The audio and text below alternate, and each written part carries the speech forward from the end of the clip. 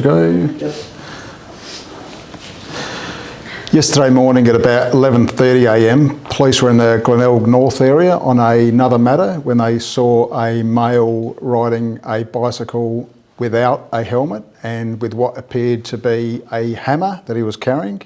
They followed him to a unit complex in a street nearby on Inverarity Place. At that time, he was directed on numerous occasions to drop the hammer. He refused to do so. OC spray was deployed, and during that he attempted to swing at police with the hammer. Fortunately, he didn't strike any of the police officers. He was subsequently arrested, a 36-year-old man, and charged with assault of prescribed emergency services worker and 2 counts of carry offensive weapon, because in addition to the hammer there was also located in his possession a small taser. Police bail was refused when he was conveyed to the Port Adelaide Police Complex. Sometime after that, at about 1:30pm, he was conveyed by police to the Queen Elizabeth Hospital for an assessment, a fit for custody assessment, which is not an unusual practice. Police remained with him during that time at the Queen Elizabeth Hospital. At about 9:30pm, that assessment had been completed and he was being conveyed back to the Port Adelaide Police Station. At that time, he was handcuffed to the front and he was placed in the rear of a police cage vehicle.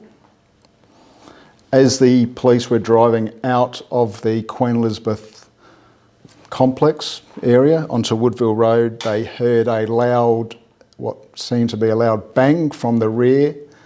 They were able to see from the CCTV monitoring screen in the vehicle, which depicts into the rear of the cage, that the rear cage door was open and the male was not there. They stopped the vehicle. A member of the public was able to let them know that the male had obviously ran down Woodville Road and was last seen on Glenrowan Avenue, which is just immediately around the corner from the QEH.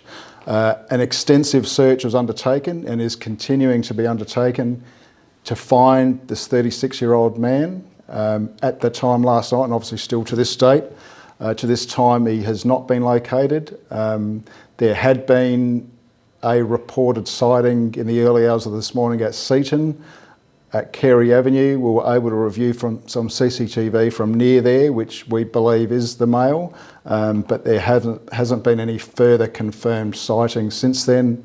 There's significant resources that have been deployed, obviously since 9:30 last night, including Polair, dog operations, and that continues today together with obviously investigators and our intelligence staff. There's been multiple addresses checked. It's our information, obviously, he can't get those cuffs on unless he has a key or with some tools which would require other people to assist him, which would require significant effort to be able to get them off.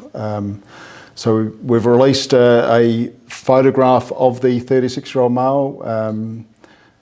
He's about 170 centimetres tall, Aboriginal, about 60 kilos. And if anyone does see him, know of his whereabouts, we certainly encourage you to contact police on 131 444, or if it's an emergency, on 000.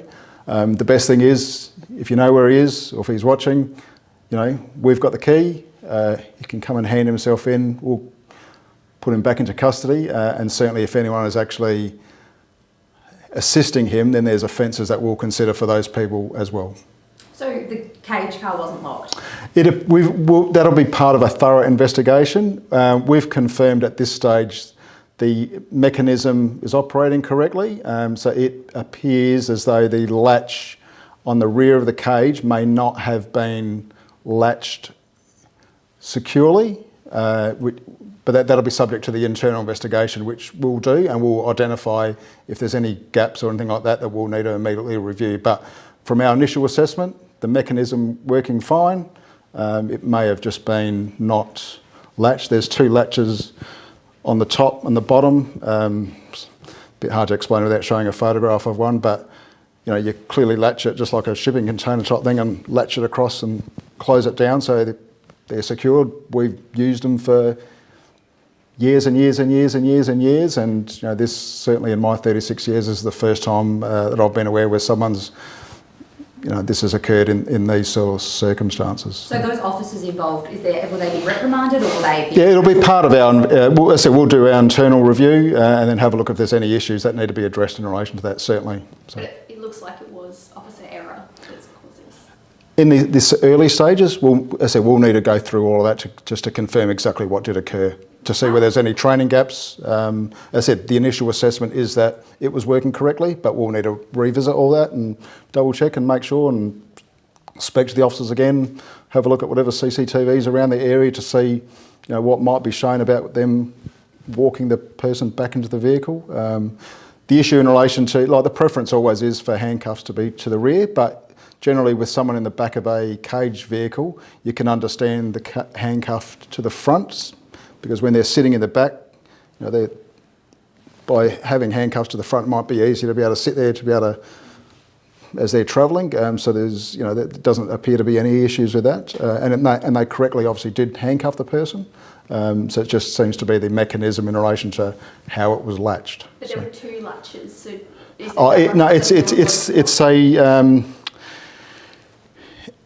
it's the bar, and then it's just a latch on either side. It's the one mechanism, but there's a latch at the top of the door and a latch at the bottom of the door. Just if you can imagine a shipping container or big, I think you might be able to have a look around and be able to work out. I'm sure you can probably find a vehicle. What is this gentleman's name? I'm not going to release his name at this stage. As I said, so just a refused police bail. We've released his image. As soon as he's found, he'll appear back in court. So. Do you believe him to be dangerous? Sorry? Do you believe him to be dangerous? No, we're asking people to exercise caution. If you see him, don't approach him yourself. Contact police 131 444. Obviously, his actions yesterday towards police demonstrated aggressive behaviour by having a hammer. Now, I don't know what his behaviour is like to any other members of the public. It could well be that he might be lying low somewhere and possibly in someone's back shed or something, just trying to work out how he's actually going to get their handcuffs on, because he doesn't have a phone or anything like that. So he's obviously going to have to try to somehow get to someone that he might know that might be able to assist him, or try to move around in the hours of darkness. But we operate 24/7. We'll be continuing our efforts to try to find him. We've got the key. All police have got that. So, it'll be the easiest way to prevent any injuries that any of his associates might do in trying to get them off. As I said, safest way for him and the most comfortable way is come and see us with the key. What's the likelihood, though, if he does meet up with someone he knows, of him getting the cuffs off? It'll be extremely difficult. It'll be extremely difficult to try to cut them off. There was obviously a fit for custody assessment. Yeah. Are you concerned that some of his behaviour is driven by mental health issues? No, it doesn't. No, I'm not going to go into the details from a privacy point of view as to the reasons for the fit for custody. It's not uncommon for us to, when people are in our care, to make sure that they're fit for custody. Generally some of those people can complain about a certain ailment and we'll get them checked out. Obviously it wasn't a high priority emergency. That's probably why it took longer, but police stayed with them, which is normal for us. So we generally do that to make sure that when they're back in our custody, before they appear in court, that they're safe to be in our custody. And if not, then they'll stay at hospital. So. Is this his bike? Yeah, we believe, I have become aware of that. We do believe that may be his bike, or the bike that he was riding that was left at Glenelg North. So. Anything else? Okay. All good. Thanks, guys. All good. Thank you. Ta.